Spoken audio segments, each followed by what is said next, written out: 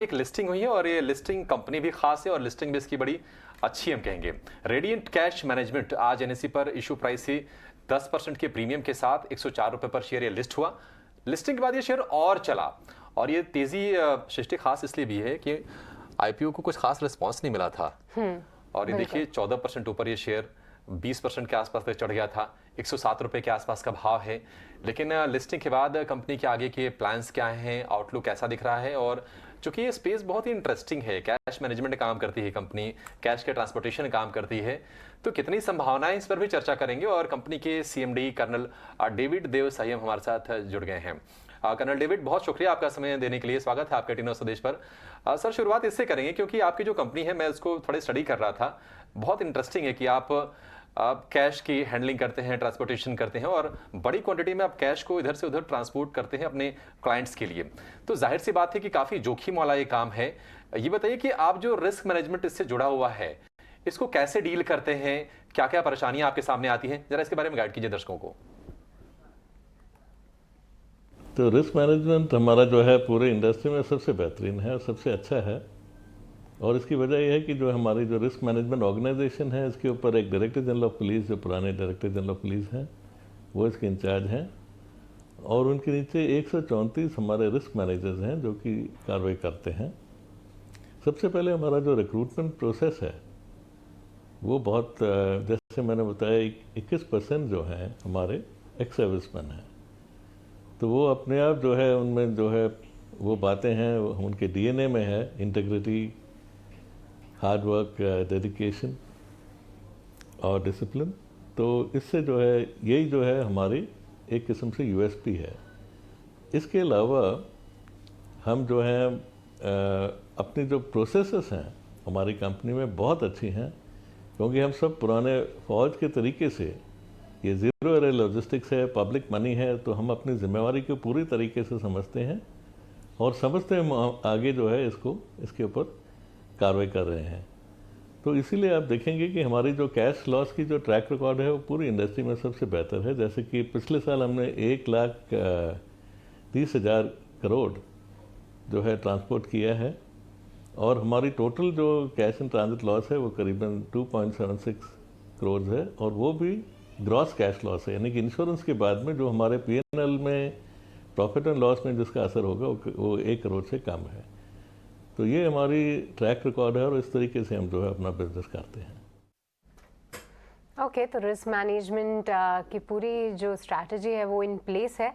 नमस्कार डेविड जी, मैं सृष्टि बात कर रही हूँ, पर आपसे थोड़ा फाइनेंशियल्स पे समझना चाहेंगे कि क्योंकि अब लिस्टिंग हो चुकी है तो हम आपसे पूछ सकते हैं कि आगे के लिए किस तरीके की ग्रोथ आप उस फ्रंट पे देख रहे हैं, क्योंकि FY 22 से 22 के बीच में अगर बात करें तो इस 2 साल के पीरियड में कंपनी की आय करीब 7% की केगर ग्रोथ दिखाई है, वहीं आपका मुनाफा मामूली से 2% की वहाँ पे हमें बढ़त देखने को मिली है, लगभग सपाट ही कहेंगे। पर आगे चल के आपको क्या लगता है कौन से ऐसे ग्रोथ ड्राइवर्स रहेंगे जो कि आपके फाइनेंशियल्स को एटलीस्ट री-रेट करते हुए नजर आए, उस पर आपका क्या कहना है?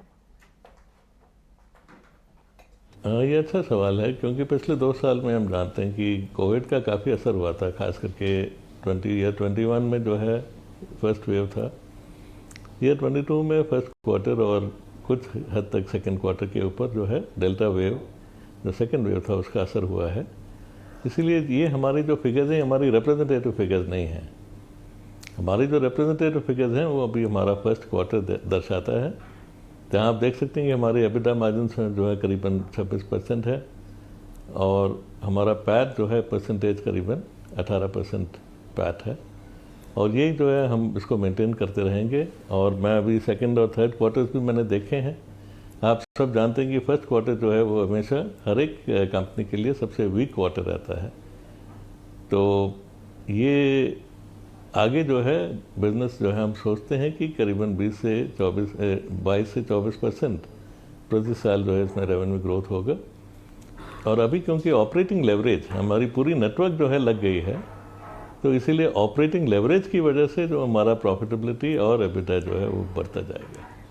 ठीक है, 22 से 24% की ग्रोथ देख रहे हैं सर, बहुत ही शानदार होगा ये तो। आपसे ये भी जानना चाहेंगे सर कि आपका जो सेगमेंट है जिसमें आपकी कंपनी ऑपरेट कर रही है, इसमें किस तरह के मौके होते हैं आप कौन से बड़े मौके आप अपनी नज़र में रख रहे हैं और कोई बड़े क्लाइंट्स जिसके बारे में जानकारी आप शेयर करना चाहेंगे? हाँ, अभी ऐसा है कि मैं जो अपॉर्चुनिटी है अभी हमारा जो है रिवर्स कैश साइकिल है। रिवर्स कैश साइकिल मैं आपको समझाना चाहूँगा कि जैसे बॉडी पब्लिक के हाथ में जो है टेलर काउंटर से या एटीएम से उनके हाथ में पैसा आ जाता है, उसके बाद में वो उसे अलग अलग आउटलेट्स में उसको खर्च करते हैं।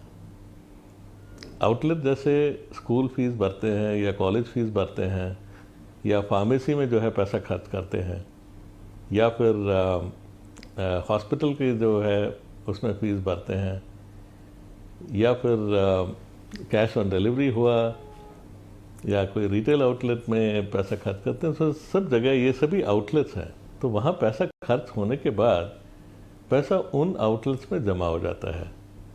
तो हमारी कंपनी इन आउटलेट से पैसे को कलेक्ट करके उसको सॉर्ट आउट करके फिर हम इसको बैंक्स में दोबारा पहुंचाते हैं। तो ये हमारा टास्क है। तो ऐसे आउटलेट्स जो हैं, अभी हमारी पूरी इंडस्ट्री मिलके जो है करीबन 1.4 लाख आउटलेट कर रही है, जिसमें हम लोग 55,000 पॉइंट कर रहे हैं, यानी करीबन हमारा 40% हमारा मार्केट शेयर है।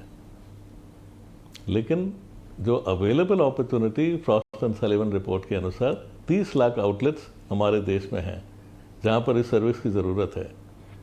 तो इसीलिए मैं हमेशा जो है मजाक करता हूँ कि हमारी कंपटीशन सिर्फ एक है, हमारा कंपटीशन है इग्नोरेंस, यानी लोगों को इस सर्विस के बारे में पता नहीं है। तो जैसे अभी बढ़ते जा रहा है, इसकी अवेयरनेस बढ़ रही है, तो ये हमारे लिए एक बहुत बड़ा अपॉर्चुनिटी है और बहुत बड़ा ग्रोथ पोटेंशियल है हमारे बिजनेस में।